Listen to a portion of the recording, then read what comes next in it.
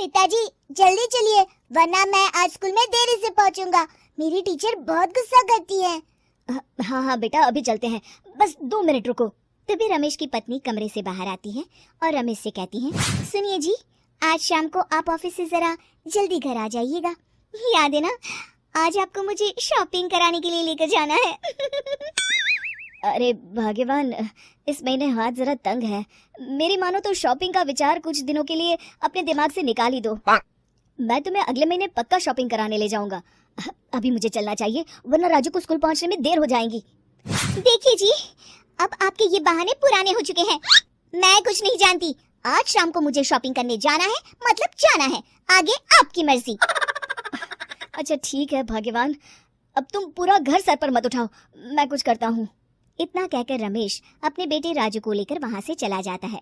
घर से निकलने के लिए रमेश जैसे ही अपनी मोटरसाइकिल शुरू करता है, तभी उसकी माँ उसे आवाज देकर कहती है, अरे रमेश, आज शाम को मुझे कुछ पैसे दे देना।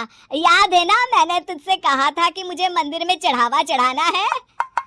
अरे माँ, मेरी तनख्वाह आने में अभी 10 दिन बचे हैं, अभी मेरे पास बिल्कुल पैसे नहीं है।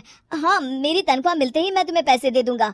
रमेश की माँ चिढ़कर कहती है, अरे तेरा दिमाग तो खराब नहीं हो गया? मैंने तेरे भरोसे मंदिर के पुजारी जी से वादा कर दिया है और तू कह रहा है कि पैसे नहीं है। अब मैं पुजारी जी को क्या जवाब दूंगी? तुझे तो मेरी इज्जत की भी कुछ परवाह नहीं है।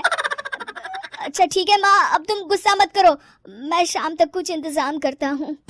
इतना कहकर रमेश वहाँ से चला जाता है। फिर दोपहर को जब रमेश अपने दफ्तर में बैठा होता है, तब उसे अपनी पत्नी और माँ की बातें याद आती हैं। रमेश अपने दफ्तर के एक साथी मोहन से कुछ रुपए उधार मांगता है। अरे भाई मोहन, मेरा एक छोटा सा काम कर दो, मुझे कुछ रुपयों की सख्त जरूरत है। मुझे कुछ दिनों के लिए क्या तुम रुपए उधार दे सकते हो? अरे रमेश भाई, मैं तुम्हें पैसे उधार तो दे सकता हूँ, लेकिन मुझे वक्त पर पैसे लौटा देना। वैसे भी मेरा मानना है कि दोस्ती यारी में कभी पैसों का व्यवहार नहीं करना चाहिए। ये कहावत तो तुमने सुनी ही होगी कि उधार प्रेम की कैंची है।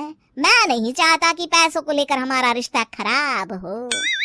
अरे मोहन, तुम बिल्कुल चिंता मत करो, मैं तुम्हारे पैसे वक्त पर लौटा दूंगा। फिर मोहन रमेश को पैसे दे देता है। शाम को घर आकर रमेश कुछ पैसे अपनी माँ को देता है और साथ ही अपनी पत्नी को भी शॉपिंग कराने बाजार लेकर जाता है। रमेश की पत्नी और उसकी माँ का स्वभाव जरूरत से ज्यादा खर्चीला होने के कारण दोनों हमेशा बेवजह पैसे खर्च करती हैं। फिर एक दिन, सुनिए जी, अगले हफ्ते हमने छुट्टियों में कहीं बाहर जाने का प्लान बनाया था। आपने पैसों का इंतजाम कर लिया ना? अरे अभी कहाँ, अभी तो मेरे पास बिल्कुल पैसे नहीं है, हम कभी और चले जाएंगे।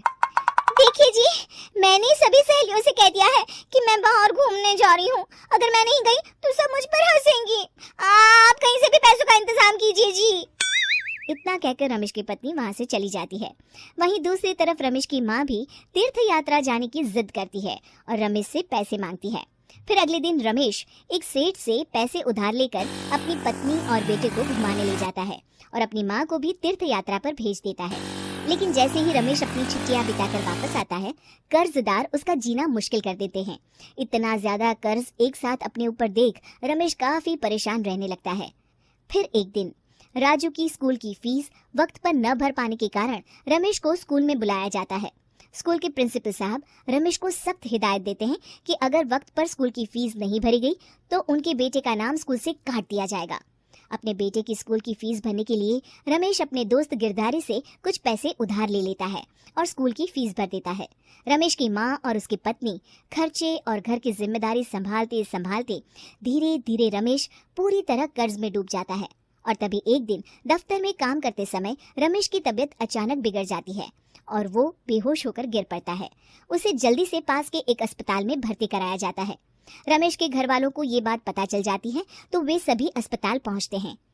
अस्पताल के डॉक्टर साहब उन्हें बताते हैं, देखिए, देर रात तक जागने और जरूरत से ज्यादा काम करने की वजह से इन्हें चक्कर आ गया था।